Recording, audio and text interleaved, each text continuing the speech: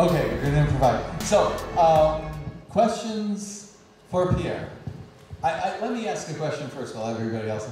So, I mean, the remarkable thing that I think caught the attention of the committee and then just was reinforced again watching it right now is this intense close-up of Sibyl. Was that, going into the film, was it always going to be shot that way? Or, because that's just so important, I think, to the whole film. Yes, that's correct. I think when you are working in a radio, you can feel like a fish in a pond. You are always, you know your territory, but sometimes you also can feel like you are in a cage. So I wanted to show that this woman, who is really good at appeasing her listeners' despairs, she's also very alone in her life.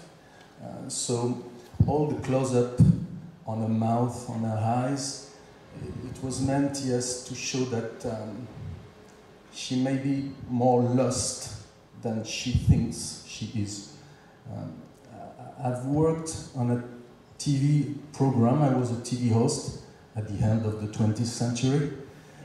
And each time we had stars in our program, I noticed that they looked like very happy, confident, but under the surface, they look very lonely, in fact. There is a good Martin Scorsese film called King of Comedy, where Jerry Lewis is playing a TV host, and at night when he goes back to his place, he's very lonely.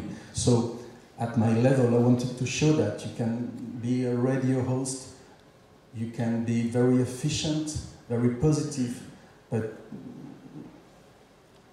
I didn't want to show the radio as a place too glamorous. Yeah, too glamorous. I wanted to show something more dry.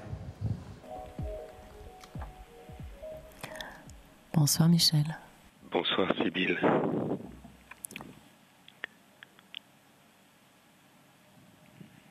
Michel, vous êtes là? Oui. Bonsoir Sibyl. Bonsoir. Je suis là, je vous écoute. Il y a 20 ans.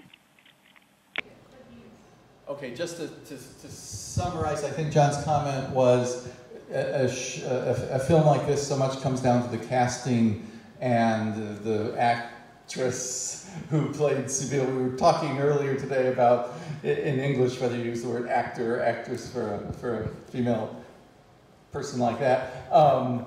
Anyway, in French, I think it's accepted it's actress. So anyway, that actress was so perfectly cast, and she did such a perfect job that made the film, I think, John's point, that and the directing. Do you want to comment on the actress? Yeah. Yeah, it was a responsibility for me not to choose the wrong actress, and no, I cannot say anything special except that sometimes it happens then in dramatic films. On the set, everybody is laughing, and it was no exception. We had terrible laughs with Marilyne in between takes, and 10 minutes after she was. So it's a contradiction. Any other questions? Way in the back. So you did not know the actress first, and then build a film around her? So the question was, did Pierre did not know the actress first and did not build the film around her? Is that right? No, I didn't know. I had proposed the script.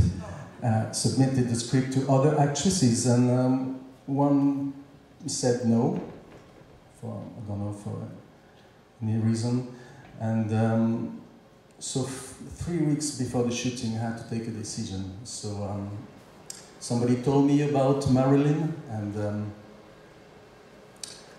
as soon as I met her and we made a rehearsal, I knew my choice was done. But the other actress is the moon.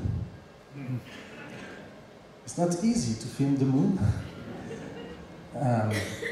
because I think the film's title, it goes without saying, Radio Moon, it looks evident. But I really believe that the moon is a radio. It's the biggest radio. Sometimes we are losing its frequency. We don't understand the program that the moon is sending to us. But it's a metaphor for me. You can work. We work. We make mistakes, and sometimes when we are totally at the bottom, we need, I think, a superior force to guide us. For some people it's religion, for others it's money, and or fame or family.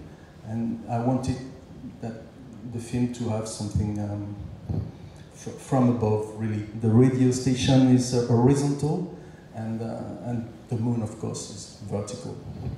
Big scoop. So, is there maybe one more question? Yes, and then Carol's got a question, and then any other questions, come tomorrow morning to the library, 10 a.m. Pierre will be there. Mike Go ahead. would wait till then. No, go ahead. The reference to Jim Harrison and Dalva, do you know his work? Yes, of course. I've never met him in Paris, but have followed his work. To be honest, I didn't know that he was. From around here? Yeah, I didn't know. The UP? Yeah, but to be honest with you, 3 days before the shooting, I was in my bed thinking, and I thought there is something missing. And I remembered that quote. And 10 years ago, when I read that book, this sentence about the dead people, because I had lost someone. So I was looking for signals to appease me. And when I read that sentence from Harrison, it was like a thunder. I had maybe I wrote it somewhere in a notebook, but it re-emerged. It re-emerged 3 days before the shooting. So I took it as a sign. Okay. Okay. Thanks, Pierre. We'll see you tomorrow.